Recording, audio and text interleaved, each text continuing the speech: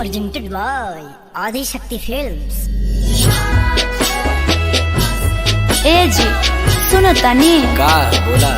चली न बड़ी दिन से माई बुलावतिया, कहतिया कि नैहर के छठ शुभ होला, भखौटी बा, चली न चले के। अरे देखते नु बाड़ू कितना काम धाम कुल खेते में लगल बा, हार्वेस्टर चलता उमे कटाता, कैसे जाई बतावा। बाकू जी ई कुली काम तो बादू में होई। हार्वेस्टर से लागल बा कटनिया, हार्वेस्टर से लागल बा कटनिया, तू समझत नहीं खुजान, तू समझत नहीं खुजान। हार्वेस्टर से लागल बा कटनिया, तू समझत नहीं खुजान, तू समझत नहीं खुजान। रुपया पैसा तो जीवन भर कमाए के बा, माई के मन तुरब। चले न नैहर चलल जाओ, वही जले छठ कइल जाए। कितना सुनर बोले। अरे भौजाई कोयलर है। नैहर से छठ करी है राउर धनिया, जाने करी परेशान, जाने करी परेशान। पापा जी चलिए, मम्मी का मन है, मम्मी का मन नहीं तोड़ते अच्छे पापा है ना। चुप रहे तू, हर गाना में देखा थी कुछ न कुछ बोल देते हुए। बबुआ के धीरे से डांटी जी। अरे यार समझना चाहिए, हम इसके बाप हैं। लवले बाड़ू हमारा से असरवा नोई, हरवा जानी जरूर जोई हा। लवले बाड़ू हमारा से असरवा नोई, हरवा जानी जरूर जोई हा।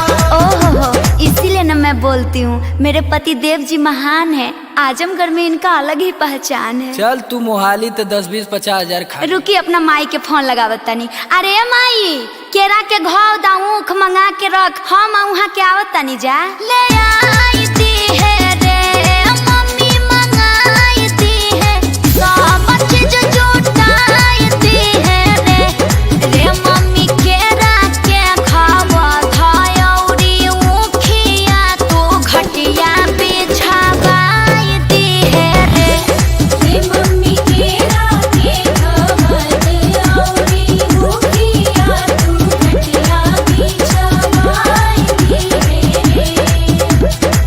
एक कश्यप जी तनी गाड़ी रिजर्व करके ले आवा। बोलेरो की स्कॉर्पियो। अरे साहब बेलूरा है का। अरे समर सिंह का मैडम बोलेरो से ना स्कॉर्पियो से जाइए। ओके सर।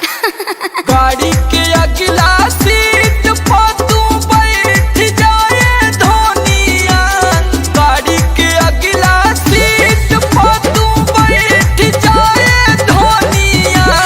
वही जा रहिया देखत होई है सा छोटा की तहर बहिनिया, वही जा रहिया देखत होई है सा छोटा की तहर बहिनिया। मम्मी जीजू आ गए, दीदी बाबू सब लोग को लेके चाट का तैयारी करो।